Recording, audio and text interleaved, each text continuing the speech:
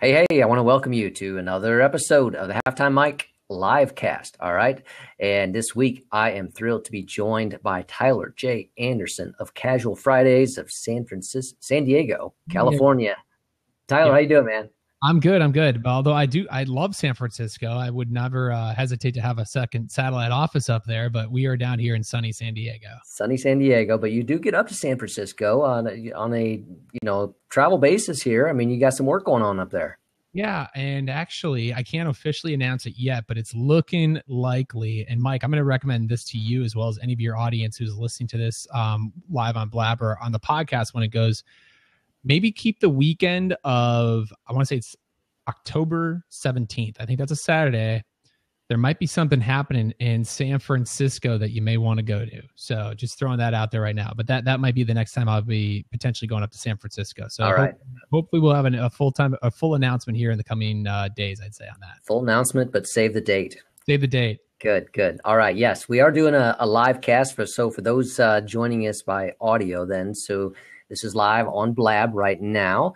And today we want to dive into kind of the business building in the digital age. And I'm going to use Casual Fridays as the model here and just a little bit more of your story. I mean, so I'm going to let you introduce Casual Fridays, but just for me to talk about, 6 years of growth. And then you've also had some more, I would say, explosive growth in a 2-year time period.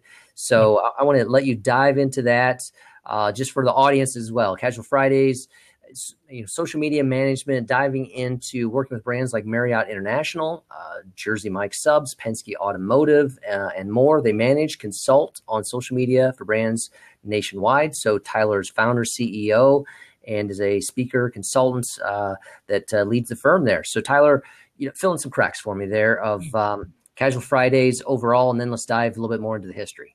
Well, and I mean, obviously, I think the topic here is obviously talking about just building in the digital age. And of course, we are a social media or content marketing agency. And I know that there's a lot out there. So some of the examples I'm going to speak to are maybe a little bit more skewed for that type of a business. But I think, I'm no different than a lot of people in this space, and a lot of people who, probably around, whether it's 2007, 8, 9, 10, 11, 12, whatever year it was, someone said, hey, I want to be a social media marketer. I want to go ahead and get some clients and help them out with this thing that nobody has a clue of what they're doing on it. Even Mike, like 10 minutes before you and I got on this, I was feeling a call, like a new business call. Like I still take those. And there's still a huge thirst for people who don't know what they're doing in social media. Yeah. And so I was very similar to a lot of people. And in 2009, it was January of 2009. I'll never forget it. I was working for a huge company called Clear Channel, which is now called iHeartMedia. And I was in management. I managed their top 40 radio station, but I'd always had been an early adapter to social media. Way back to when MySpace first started in 2003, I was all over that platform. And I was at iHeartMedia, or back then it was Clear Channel, and I had the opportunity to leave. And they basically did a restructuring, and I could either keep my employment there. I just had to take a different job within the company outside of the business aspect. Or I was eligible for 9 months severance. And I said, I will take 9 months severance and gladly go start a business. And so that's what I did. And I was very blessed that I had that severance package. I recognize that. I know a lot of people don't have that. And I, like a lot of people in this space, I was able to go grab about 5 clients and just start doing some consulting and helping them out with social media. And it was a mixed bag. There were clients all over the board. It's really funny. I look back on it. My first 5 clients were actually still working with, I want to say 2 or 3 of them, which is great. To have 6 years retention is pretty fantastic, I think. Absolutely. But it was a really mixed bag of clients. And it was just myself. And that was really what Casual Fridays was for the first year or so. And, really then how we kind of grew is, and as much as I love social media and we talk about getting, the word of mouth referrals and inbound marketing and all this other stuff, there's still such a huge value to the personal referral, like having people refer you out. To me, there's no greater, biz dev tool out there than someone saying, these guys do a phenomenal job for me. You guys should check them out. And that's really where most of our growth has happened, to be honest with you. Okay. Word of mouth. We do get inbound leads, don't get me wrong, and we grow clients through that. but the best ones have always been someone who is maybe exposed to us and really just referred us out. And that's really how the growth has happened. A lot of my initial clients were people who I knew in the radio days. So I had built in trust with them. Okay. And then that's how it happened. I mean, that's how it happened with Penske back in the day when I started working with Penske in 2010. It was because I had worked with them from the radio side. Okay. And then, but again, we did a great job in Southern California. Next thing, they're recommending us, to the Penske dealerships in Northern California or in Texas. And that's kind of how that happened. And then same thing with the growth in the hospitality industry, a big hotel group out here. We started working with them. And then again, they word of mouth. Next thing we start working with some in LA, then San Francisco. And next thing I know, we jump over to the East Coast and just kind of spread. So that's kind of the agency, but you're right, Mike. I'd say let me put it this way. We went from a staff of like one or two in 2010, like I had my first employee. I'd say by 2012, we were maybe like 4, 5, 6 people, something like that. And I really should know the concrete number off the top of my head, and I don't, but I want to say we're like 23, 24, 25 full-time employees now. Okay. Our part-timers and contractors, it's probably like a team of like 27, 28. Yeah, that's what's awesome, I think. And that's really scaled, as you said, the last 2 to 3 years there. And I don't even know if you can name them all, but you name some of the cities that you're in now. Where this, because this team is not all resident in San Diego. So let's just talk about that. I can name. So the cities where we actually have full-time employees who are working for us, they're not contractors. We have a team of 3 in Atlanta. We have a team of 2 in South Florida, the Miami area. We have 1 in New Orleans, 1 in Cleveland, and then 1 in San Bernardino, California, which isn't too far north of San Diego. And then the rest of the team is headquartered here in San Diego. Okay. So I'd say, about probably half of the staff or whatever, it seems like, when we do conference calls is remote. But then even the ones in San Diego, I mean, half the time they're not in the office. They're out and about. And that's just the age of doing business in this day and age. I think, people they have the ability to work from home, or they're, even me, Mike, I'm not at the office today. I'm in my home right now. And honestly, even though I travel a lot, even when I'm in San Diego, very rarely am I in the office because I'm either out visiting clients or I'm, doing other things, or whether I'm doing this podcast and I have my podcasting equipment at my home office. Just we're so connected, and you can do work virtually anywhere, which is great. Yep. Now, speak to a little bit about what the FaceTime with clients looks like. Is that a constant, or do you get on some type of, level there with them where there's just, I don't know if it's monthly or less than that, FaceTime, and then the rest is done digitally as well? How's that work? Well, you bring up a great question there, and I think that's something that's getting lost in this day and age of doing business with people. As much as I love the technology and the ability you have, I still am such a firm believer in the handshake and looking someone in the eye and actually spending some time with them.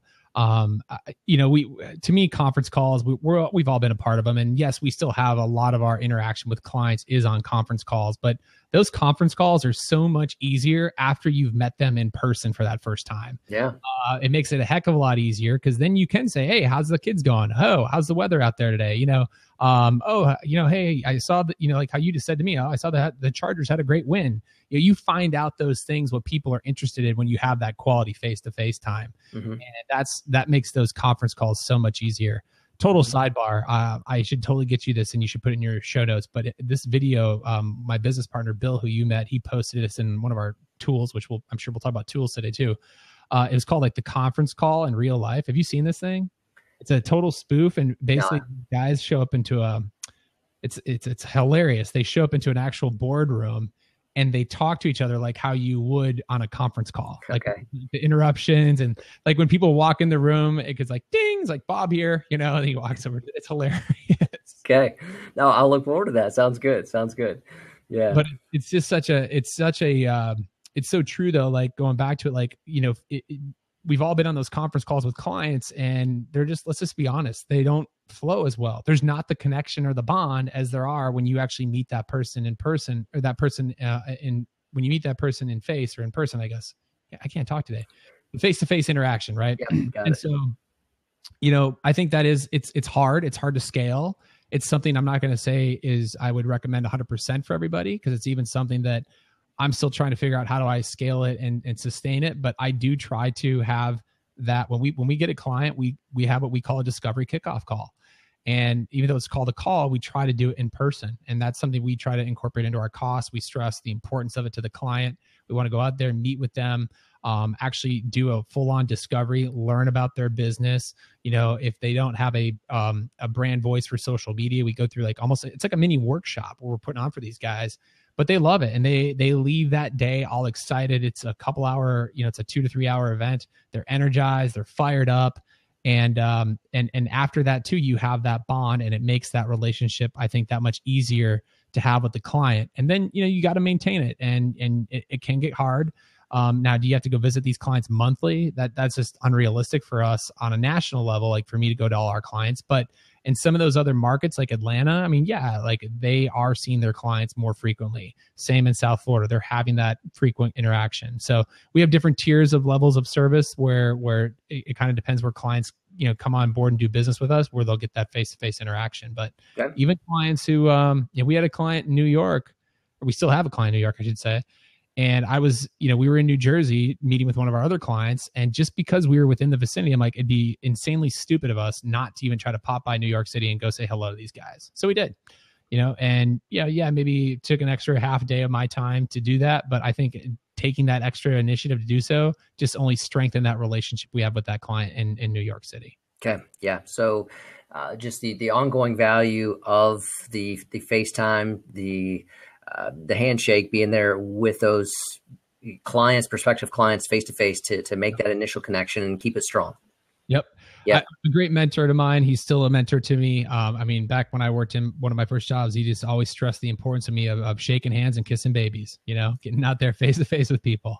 Okay. So, that's what I try to do. I mean, even in our space, if you look at like the networking, when we go to conferences, like, yes, we all have relationships, but when we all spend face-to-face time, that's when the bond gets better. It's more impactful.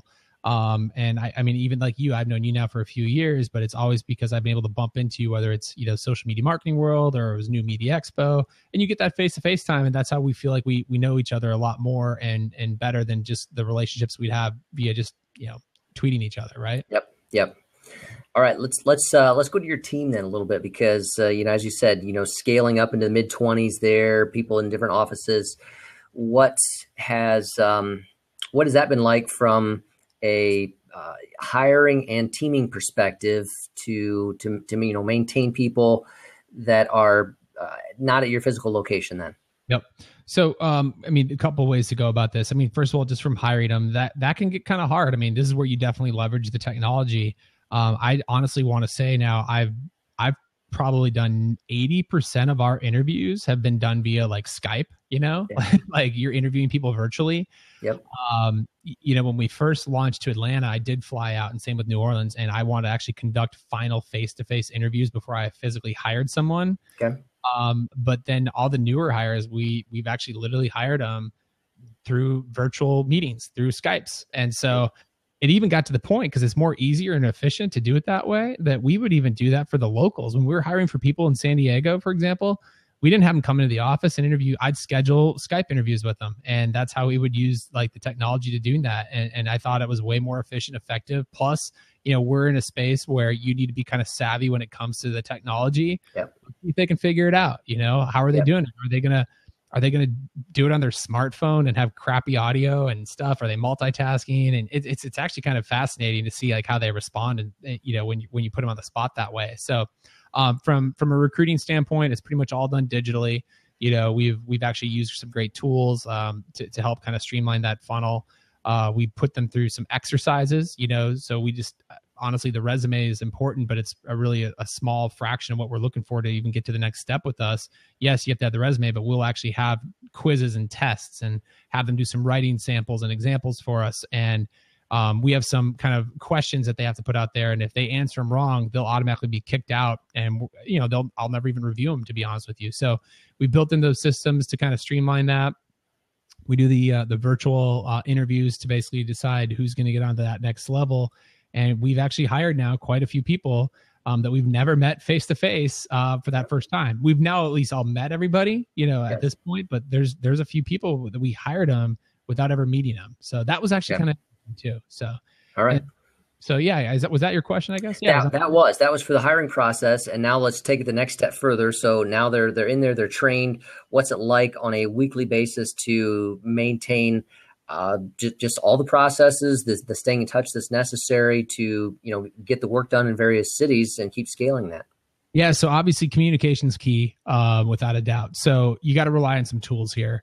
I'm going to tip my hat to Bill, and I really do believe this. Like, the company has grown a lot, and I brought on a business partner about 2 years ago, and he's our CTO, but he does so much more than that. He also, I guess you could say, is like a COO of the company. But he's brought on a lot of amazing tools and software that we are using and leveraging. And one of the tools that he brought on that has been a game changer is Slack. Now, I think a lot of people have heard about Slack now, but we've been using Slack now for what seems to be almost 2 or 3 years. Okay. And so it's just, if you're not familiar with Slack, it's a communications tool.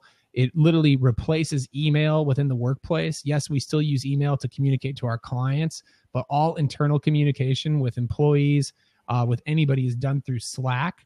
So one, you can still do the private message component of it, but two, you can create channels. So we have channels for various aspects of communication that are necessary for our industry. So, whether it's client stuff, whether it's individual projects, and it just makes it so much easier, because then you're not having to go sift through emails or just get bombarded with emails. We get enough emails as it is, right? Yep. The last thing you need to do is have a bunch of emails going back and forth with staff members. So it's just a phenomenal tool that's definitely helped with the communication.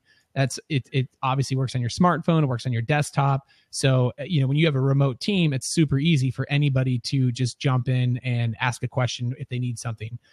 Perfect example, obviously we write a lot of copy for clients too.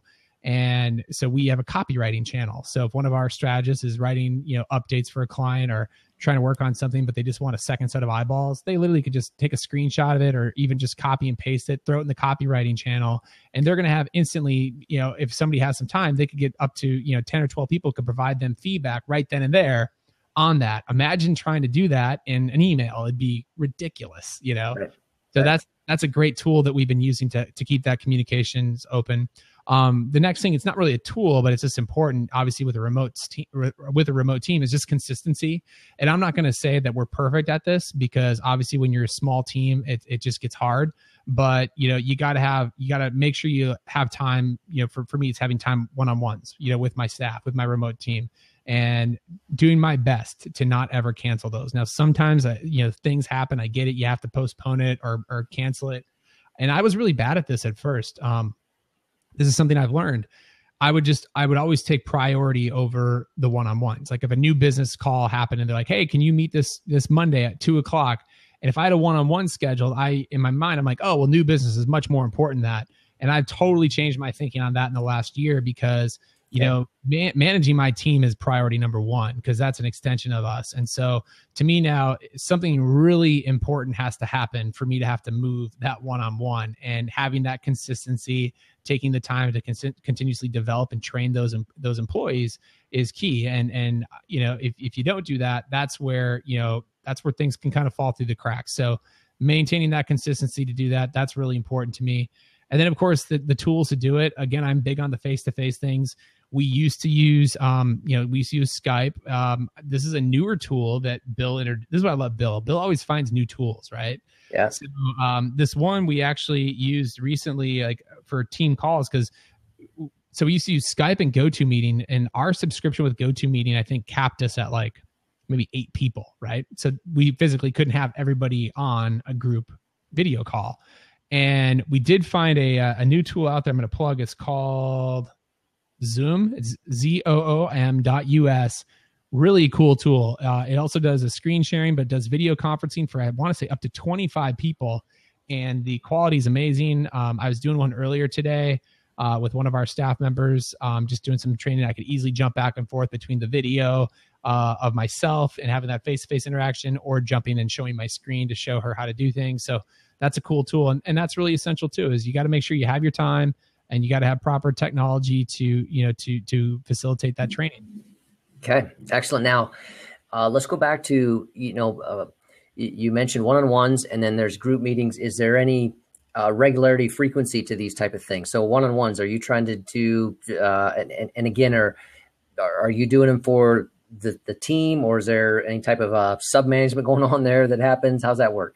So we do. So the one-on-ones I have, like Bill and I split them up, because I kind of try to do more of the strategist. He does, more of the support team.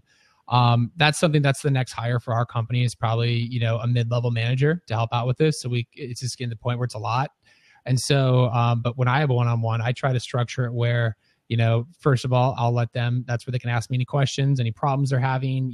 Are they struggling on something with a client, for example? Do they want to brainstorm some cool ideas? I open it up to them.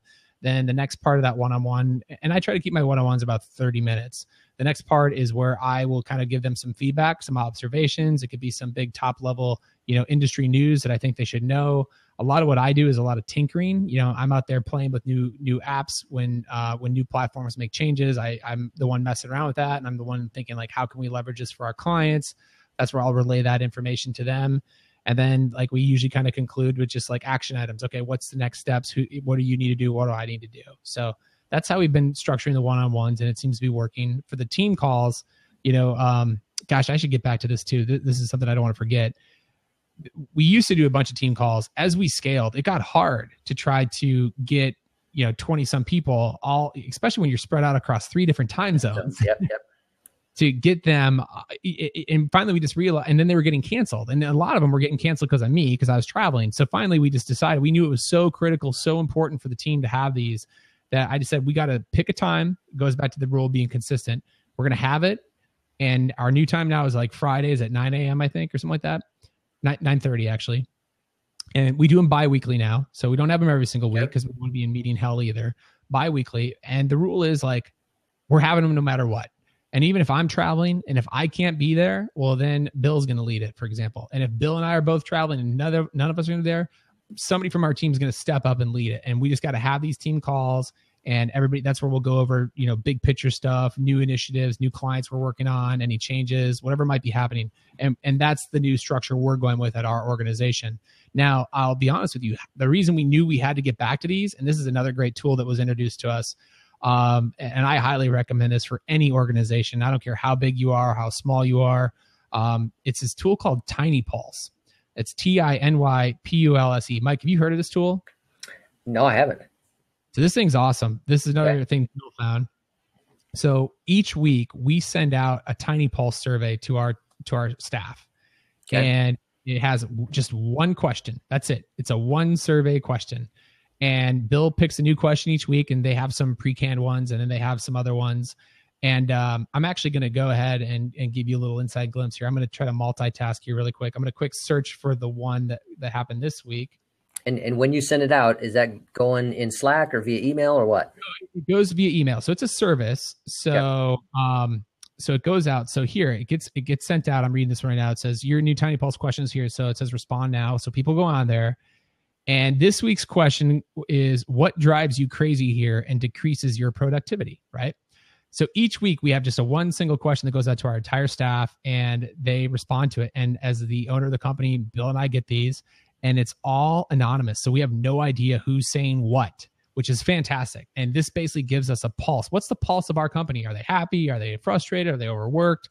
And it's awesome. And Bree, actually, she's a staff member of ours. She's on this blab here right now. She just said they do have an iPhone app too, which is great. So they can respond to these anywhere. So this is one aspect of it. And we've asked questions, everything from like, are you getting enough, support from your manager, to, are you getting enough out of team meetings, or, overall, we just asked tons of different questions. And each week we're getting kind of like an overall feeling or the pulse of our company, which has been absolutely amazing for us to recognize if there's a potential problem, or, hey, are we expecting too much, or maybe somebody's not getting enough support, and we've been able to fix things. So that's essential with a team remotely, especially because, I don't get to see the people in Atlanta on a day-to-day basis. I don't know if they're frustrated or feeling overworked. So that's been great. And one of the things that we got out of that from a survey like 3 weeks ago was the fact that we weren't doing enough team meetings like we used to. We used to always do them. And that's why we said, we got to get back to having these team meetings. That's why we made the decision to go ahead and do them each and every,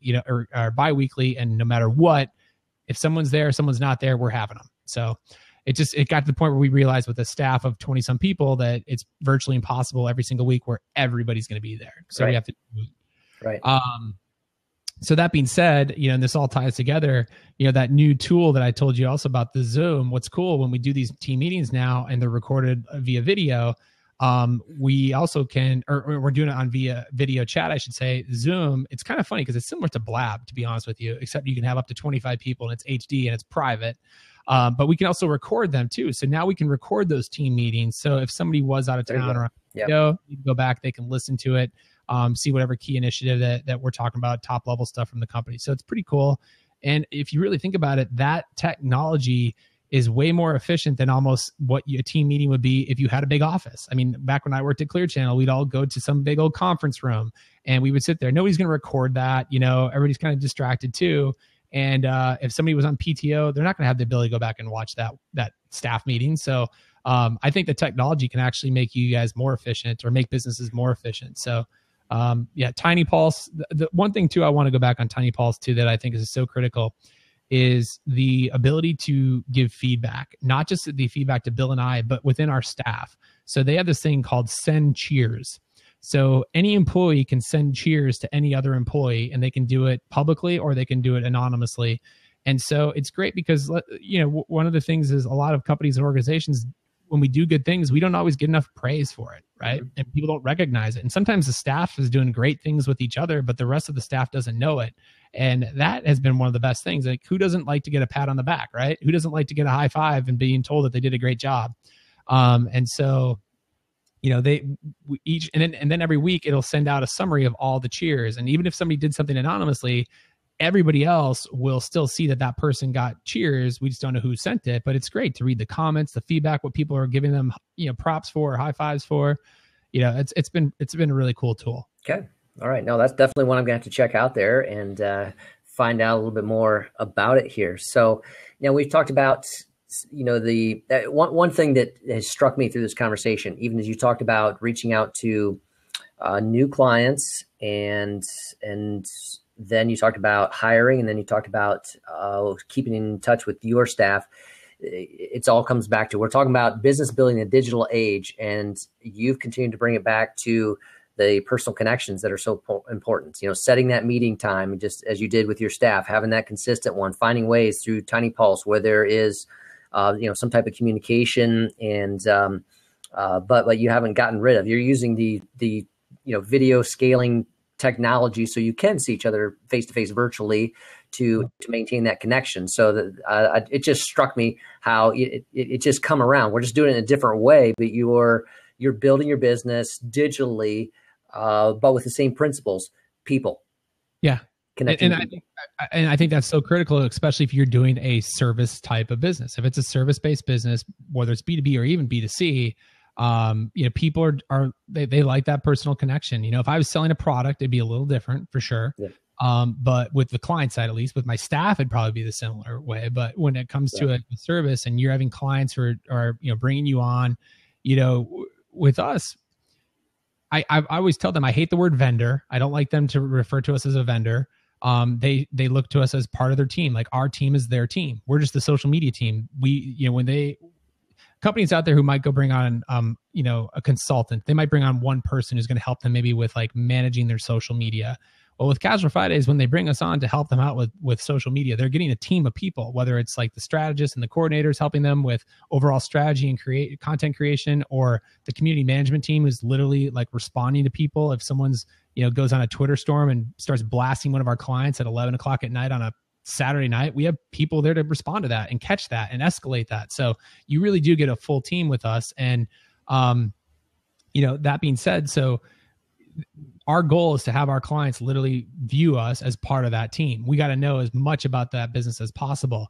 And to me, it's so rewarding because like when I do go to Atlanta, for example, and that team is spending a lot of time with the clients, for some of those hotels out there, they literally think that our employees work for their company. They don't know that they're a vendor, really, which to me, that's a win. I love that. That's fantastic. Yep. Excellent. All right. Yeah, let's keep going here. If people have any questions, I want you to begin posting those in the questions area here. And one of my final questions, though, I want to shift from that type of communication to productivity. How do you kind of manage productivity, from far with the remote team? Managing my productivity or their productivity? Theirs, or just kind of watching over productivity of the whole team. Totally. So I'm going to give you another tool. This is a tool we use, and this thing's called Freckle, and this thing is awesome. So we can basically go on this. It's a time tracking app, and we can we have basically a anytime they start working on a particular client project, or even if it's an initiative for Casual Fridays, they literally hit a start button and they're working on that, and they can give it a tag as well. So if it's like copywriting, they'll just tag it as copywriting. If they're doing like Facebook ads, they'll go ahead and tag it with Facebook ads. And so we always then can get a pulse, like what are they working on, and is it smart and efficient? So we have one of our coordinators out there, and she has a great skill in doing video editing, right? Video editing is not a core offering that we should be offering our clients. It would be more of an a la carte service, right? Now, we're all about doing surprises and delights. We want to surprise and delight our clients when we can too. So once in a blue moon, if they want us to edit a little video for them, absolutely we'll do that, right? But it turns out like some of the clients started wanting these videos weekly. And next thing we knew, that this particular person was spending multiple hours a week doing, editing videos. And that's not really part of what she's doing. That's obviously getting her backed up in other projects or other tasks that are more of a priority. So it's a cool tool overall just to use. It's called Freckle. That's one way how we're able to do that. So when I do conduct my one-on-ones, for example, I'll always pull a Freckle report. How did they spend their time in the last week or two? And so you're viewing their reports then? Yeah, I can go on. Any full transparency. Anybody can view anybody's reports, which is so cool. So it's not, we try to like preach to them to be honest and accurate with it. We're not going to I don't want them to fabricate their hours to try to prove to us that they're working or not. I'll know if they're working because you can just tell by if the work's getting done more or less. But I can use this tool to know, are they working intelligently? Are they working smart? Are they maybe spending too much time on something that they shouldn't be? Should they be spending more time on something else? That's where that kind of tool comes in, and it's great. So, Freckle, Freckle, has a desktop version as well as an iPad or an app for your phone, so you can like start and stop anywhere. It syncs. It's a great tool. Okay. When you said surprise and delight and for your clients there, it made me kind of think through that. Is there some kind of guiding principles that you outline to your team? So, we don't necessarily have a guiding principles, but I mean, it just comes down to, use common sense. Obviously you don't want to do anything that's going to totally handicap the business. Yes, we can, for video editing, for example, we could, in theory, like create a division of that and start promoting video work, right? But that's not a core competency of the company. It's not a core offering, but we have somebody on the team who can do a great job with this. So once in a blue moon, if we want to do that, great. Another example is like we have a graphic design team. And so, there's been opportunities there's been times where we've created great visuals for social media, for example, and the client's been like, wow, this is fantastic. Could you guys design this in X? And it might be like for something that's not to be used for digital. It's supposed to be done for offline. Okay. Yeah. Perfect example. If that's a once in a blue moon, request from them, let's surprise and delight them. Sure, we can do that for you. Now, if it starts to get to the point where they're like each and every week, they're sending us, new artwork requests for things that are done offline. Listen, now we got to talk. That's a little out of scope here. That's what we're there for. But, it just comes down to what I always, it's good customer service, right? We've all been at a business, whether you check in at a hotel and they upgrade you for free to a suite. That's a cool surprise and delight, right? Now, if they upgraded everybody into a suite, they wouldn't be in business. So you got to use your judgment. When's the best time to do that? Obviously, for clients who are great partners of ours, have been with us for a while, we want to make sure we're doing that from time to time. But, just use your best judgment. That's what I usually tell them. Excellent. All right. So I guess my last question here is I don't know if it's a question, just last tip you want to offer to those who are trying to scale a remote team and make it grow like you have. Gosh, I'll just tell you this, like, you're going to make mistakes. I certainly made mistakes. Everybody's going to make mistakes. I guess my advice is, don't be afraid of failure though. Like, you're going to make a mistake. So my advice is, just go with it. Like, have a plan, trust yourself, trust your gut. And this is kind of cliche, and it's higher. What is it called? It's like higher, fast, higher, slow, fire fast. Or something like that.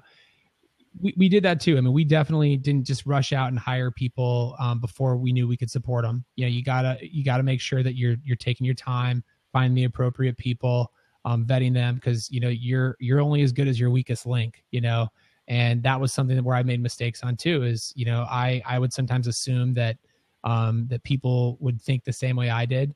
You know, one of the other things that we did more recently, and it's been huge, is you know, when I started this business and when you start out as a team of one, you kind of, you know, you have a certain values that are in your head, right? And as you grow, I kind of assumed, oh, well, everybody will just know what those values are, which is stupid. I don't know why I thought that. You know, I thought maybe they just observe it from me and be able to pick it up. And that's not the case. Like, you got to train your staff, and especially if it's a remote team. And if they came from maybe another organization or another company, well, now they might be injecting the values that that company had. And some of those values may be terrible. And so you want to make sure that you provide that training in them. So we did this at our company, in our organization. We did a full values like workshop for all of our staff.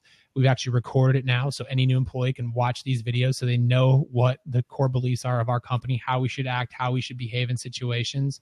And to me, that I would say that's my biggest takeaway is, you know, if you're starting your business, document that stuff first and foremost and have a good, proper program. So if you are building this team remotely and they're not going to be able to see you day to day and have frequent communication, they at least have a good idea of what you stand for. This is the Casual Fridays way. Exactly. It's the Casual Fridays way, what our mission is and what our values are. Excellent. Excellent. All right. Hey, well, that's going to kind of wrap up our time here. Any final questions anybody has out there, put them in there now. And if not, I want to thank you, Tyler, for telling us your story. Tell us about Casual Fridays. Congrats on the success and where you've been, where you're going. And we've had some people join us late. So what is that date again that we're supposed to save? You said that at the beginning, San Francisco. Save the date. It's October 17th. It's a Saturday. If you can get to San Francisco and you like Blab, I'm just going to leave it right now at that. If you like Blab, if you're a huge Blab guy, and you like going to San Francisco, we're working on finalizing something here for October 17th. I think that's it. Is that a Saturday? I don't have a calendar in front of me. Anybody in the comments? Yes, that is. Okay, thanks, Bree. If you like Blab, you like San Francisco, you want to mark that date or save that date in your calendar. So, okay, all right. So, we got a couple questions did pop in there. So, from Jessica out there, she wants to know, when did you decide to hire a business manager? So actually, I don't know if we we don't have a business manager. Specific business, yeah. I said that might be one of our next hires would be a business manager. Okay. So we don't. And that's just because you're getting spread thin as the team grows. There's only so many people you can connect with. Yeah, I mean, we've hired some consultants along the way. So we actually brought in somebody to help. Perfect examples like our values, right?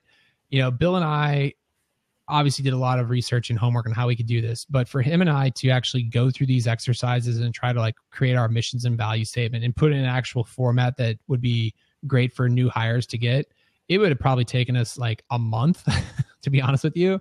And it would have probably one of those things we kept pushing off because there was always going to be something in our eyes that would be maybe more of a priority, whether it's a client issue or a staff issue or something. And so we hired a outside consultant who came in and helped us with that and streamline that. And that was huge. So, you don't have to necessarily always hire full-time employees. You can hire some of these outside consultants who really specialize in things, especially if you're a smaller team that can help you. And we did the same thing too with, I guess you could say it's almost like a business manager, but we brought on a business coach and he really got Bill and I focused again on what the most important things are. And part of the reason I went back to the one-on-ones was by this guy. I was the one, and I'm gonna go ahead and just tell the story that he told me to the audience out there because I think it's a great story. He's like, "What do you struggle with?" And I said, "Well, I struggle sometimes with keeping my one-on-ones because a new business call might happen, or clients asking for something, or we got a new client and we scheduled the discovery kickoff call on that day, and I'm gonna be flying on an airplane now." And he's like, "Tyler, I'm gonna tell you something." He's like, yesterday. I pulled out my iPhone and I asked Siri if she could do something. And her response was that she was not capable of that. And he's like, "So Tyler, I'm going to ask you, are you telling me that you're not capable of keeping your one-on-ones?" And it was almost like a punch in the gut. And I'm like, well, of course I'm capable of it. And he's like, well, then you just got to do it. And so that, sometimes you got to just rely on those outside people to kind of get you back on the tracks. Right. Yeah. And so that's how I did it. So we don't have a business manager, but we've leveraged different consultants who've helped us out with those things. Going back to what you were saying, Mike, because like as we grow, I don't have the ability to do everything anymore. I'm not Superman. I can't do everything for everybody. I have to entrust in my staff to do certain things, but the next level would probably be to have somebody help, manage the staff as it continues to grow. Okay. All right. Final question there from James. And he's asking if the culture core values is something that's publicly available for others to see, or is that just internal for your team? It's not currently, but that's something we're working on. We're actually going through a whole kind of like, not a big rebranding, but a minor one. Some of you guys may have noticed a couple changes on the logo and all that. We're working on kind of documenting all that, but we will be publishing all that here in the short term. I'd say hopefully in the next couple of weeks, but we're working on that to get it all out there for everybody. And we will have like a deck on our values, and we have no problem at all disclosing what those are. A company who does have it, if you just go Google it, and kind of somebody who really helped us a lot with it was Buffer. Buffer's really transparent in publishing what the core values are. It's out there. What cracks me up, have you ever seen theirs, Mike? It's been a while, but I have reviewed them.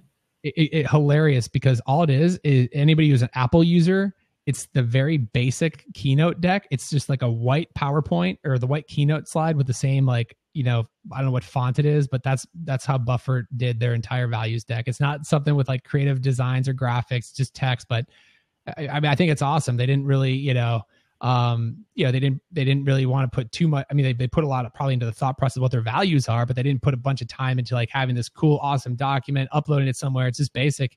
Here it is. And if they make a change, they just say, update it here, and here's why we made that update. So, but yeah, we'll definitely disclose what our values and our mission is, down the road for sure. All right. Excellent. Hey, thanks, Tyler, for being with me today here on the live cast, the Halftime Mike. All right, Mike, I appreciate it. Thank you. Hey, all right. So, folks, it's amazing. I come back and talk about business building, the digital age. And what are my two key takeaways? Number one, yes, I'm taking away tech and tips and tools that Tyler's using to help, but also what's he doing that with? It's all about connection. So it's all about the communication and the relationships. So it's still about the people. And that's going to be my biggest takeaways here. Thanks, Tyler. Thank you. So are you you're done recording now or no? No. I'm gonna hit the off on the record. We'll go from there.